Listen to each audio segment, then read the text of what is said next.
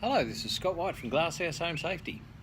Toaster Tuesday. I'm bringing you a video today about positioning of smoke alarms. Very crucial and often overlooked topic, because what if you've got a smoke alarm that's there and it tests well by the button presser style.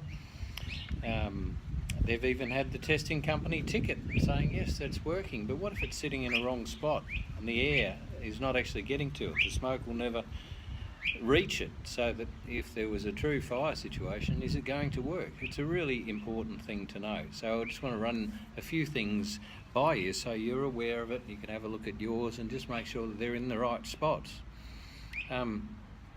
These smoke alarms, they just sit there and air passes through them, so they rely on natural convection. Some of the really high-end installations that we do, we can use a Vesda system, which is a very early smoke detection apparatus. It's like a big vacuum cleaner, sucks air out of each room and it picks up the earliest early fires well before you can even, so they could even pick up the an electrical cord starting to overheat well before you could see any visible smoke. It really picks up early stuff. But normal smoke alarms just relies on air passing through the chamber. So therefore, you've got to think about transport times. If the fire's a little bit far away, it takes a while to get to the smoke alarm. So distance is really important. Plus, smoke behaves in a particular way. It rises because it's warmer than the surrounding areas, and it won't go into little pockets, little dead zones. It doesn't go into corners. So that's a crucial thing to know. And a good example of that would be, let's say you've got a sloping ceiling, a sloping ceiling with an apex. The smoke will not get up into that little corner. So the regulations call it should be at least half a metre down from the apex, but no more than 1.5 metres away from the apex. So there's like an ideal zone in between, but it cannot be up in the corner, because the smoke just doesn't get into there. There's a little pocket that the smoke will just pull up before it gets into that area. So sloping ceilings, not closer than 500, the apex not more than 1500 down. You've got to have 300 millimetres clear space around any alarm for anything.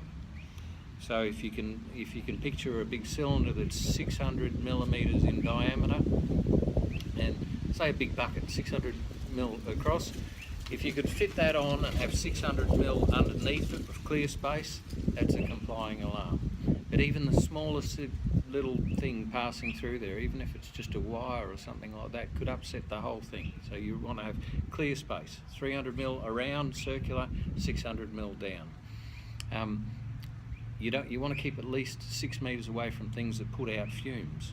So, at least 6 metres away from the kitchen, maybe wood stoves or anything like that puts out emissions. Again, 6 metres away from a bathroom area, because alarms can be set off by steam. You really want to keep a little bit of a distance away so the steam's able to disperse. You don't want it directly outside a bathroom, it'll just be going off all the time. If your distances mean that you really should have something closer to the kitchen, you can get a heat alarm as an addition, an add-in one. Put that in the kitchen if you're particularly worried. But we're talking about smoke alarms, so you want to be no more than 5 metres off any wall. So that gives you a 7 metre distance to any point. You can imagine if you're 5 metres from that wall, 5 metres from that wall, then you've got a corner that is 7 metres away, and that's the maximum sort of distance. So 5 metres off a wall and 10 metres maximum between each alarm. You do not want any more than that, because that just adds to the time. The smoke takes a little while to get into there. If you've got deep beams on your ceiling, more than 300 mil down, it's a real thing as far as smoke having to fill that little bit of a hole before it starts to spill over into the next chamber, I suppose you could call it. So if you've got beams, deep beams, you've got to have alarms in each of those little pockets, or at least reduce the spacing. You cannot go 10 metres away with little pockets there.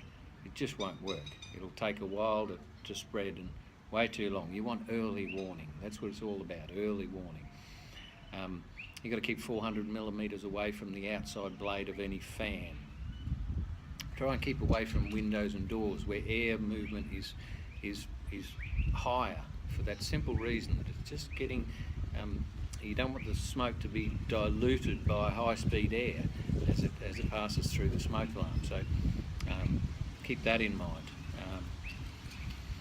I think from my perspective, you'd really want alarms in children's bedrooms interconnected to your own alarm. Just be aware that as far as choosing locations, children don't wake up to alarms. We'll cover that in another video. So keep away from dead air zones, keep 300mm clearance around, not more than 10 metres between each. If you've got any questions, I'm happy to take emails and fill in the gaps, but just make sure that your alarm's in the right spot, not up in a pocket where it will never work. There's nothing more ridiculous than ticking an alarm as working when you know full well from the position that it's never going to come off in an alarm. That's what we're all about, not just meeting minimum mandatory requirements. We're all about actually saving lives. We have a vision for ensuring the fire safety of every Queensland home occupant.